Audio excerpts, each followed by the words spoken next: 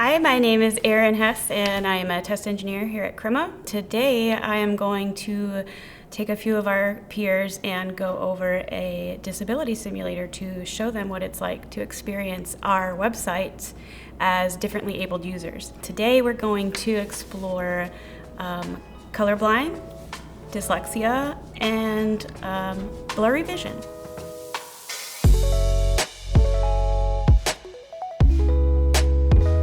While I scroll through this page, you can kind of see, does it look different to you? It looks very different. It looks blurry. I can feel my eyes straining. I don't like it. Yeah, my eyes are I feel like they're zooming in and out.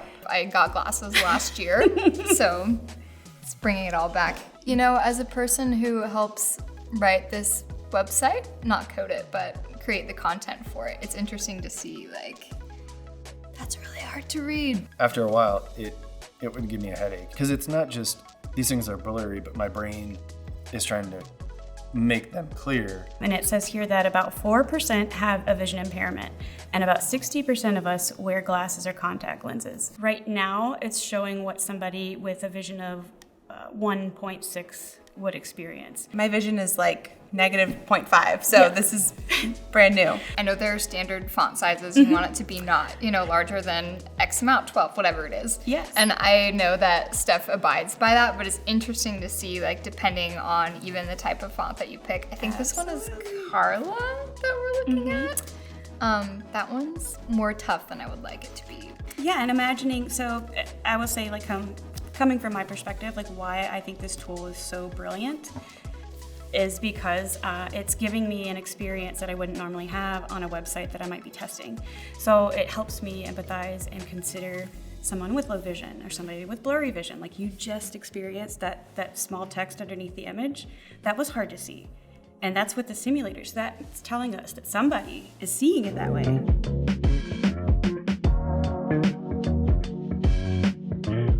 Next up, we're going to explore the Color Carl.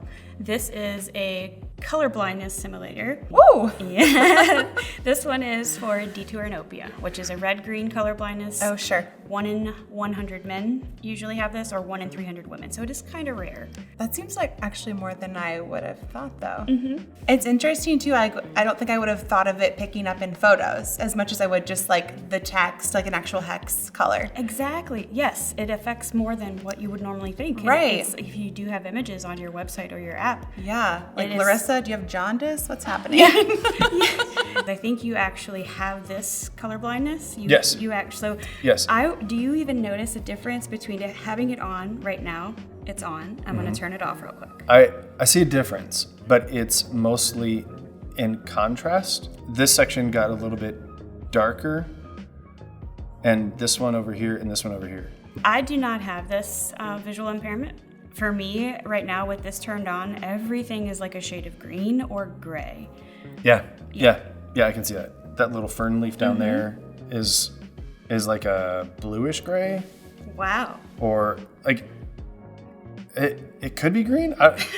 It's more gray than anything. Mm-hmm. And then that leaf I was pointing to before, that's a darker green than what's behind it, I think. I can't even remember what color is the white, or are those multiple colors? So you actually got an off-white here and a gray over here. I guess as a person with color blindness, you would recognize the white is white, and then it's the offset of the colors. Mm-hmm. With people that have color blindness, they I don't want to say suffer, but they experience the world that way.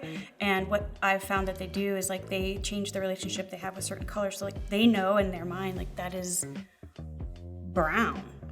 But to us or anyone else that is not, they're colorblind, they actually know it's red. Our site totally goes through and passes with flying colors with an accessibility audit. There's no concern there. The fun thing about this simulator is just what does it look like for somebody else? Yeah. And we're doing it on purpose. So for the whole purpose to just experience it together, and the whole point of it is maybe growing empathy and thinking about, oh wow, this is how we've developed this and designed this website, and now we have these other end users that we can consider. How does that change how we're going to approach designing our website? Yeah.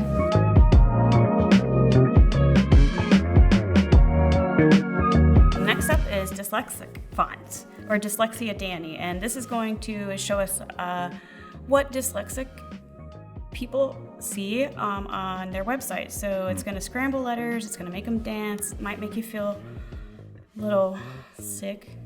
It's kind of similar to the other one where I can already feel my brain stressing. Yes. It's very anxiety inducing. Wait there, why are they moving?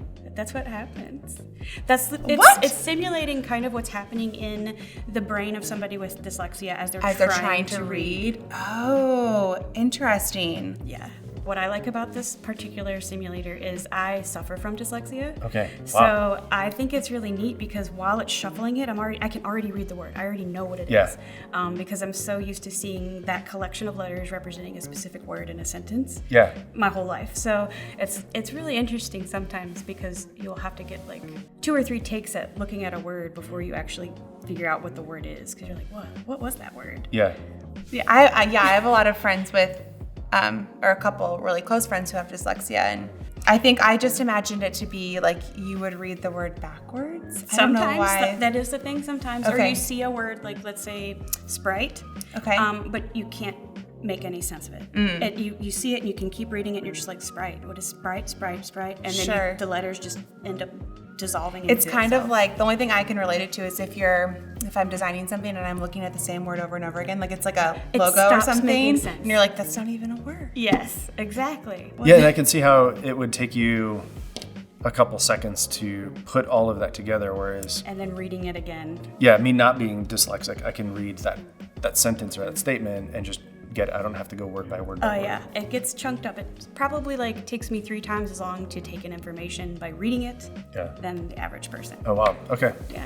When you're reading or even thinking about QA, how do you account for that? So if it's going to be content that is expected to be taken in by reading it, so digital content and your end user is going to be consuming it by reading it, you want to be cognizant of the font you're using. Don't use a font that doesn't have serifs, or don't use a font that is going to blend because you can't break up the letters of the word. There's a collection of fonts that exist that are specifically for dyslexic folks. They even make dyslexic fonts. And then, as our designers and devs know, there's like a really nice clean selection of fonts to use that's approachable by any end user. What other areas, I'm curious with ones like the dyslexia one we just read, it's very specific to like content and words, it seems Absolutely, like. yes. So that's kind of the area that you're looking at? It would be if I have a page that's going to be walls of text, or like the intention of this content is to be consumed by somebody by reading it. I will hyper focus on the text, the font size, literally like a whole checklist specifically around like how I will be experiencing this with my eyes. If you liked this video, give us a like, thumbs up, or comment, subscribe, and let us know maybe how some of these simulators made you feel, or if there's a simulator that you would like for us to demonstrate for you. Bye.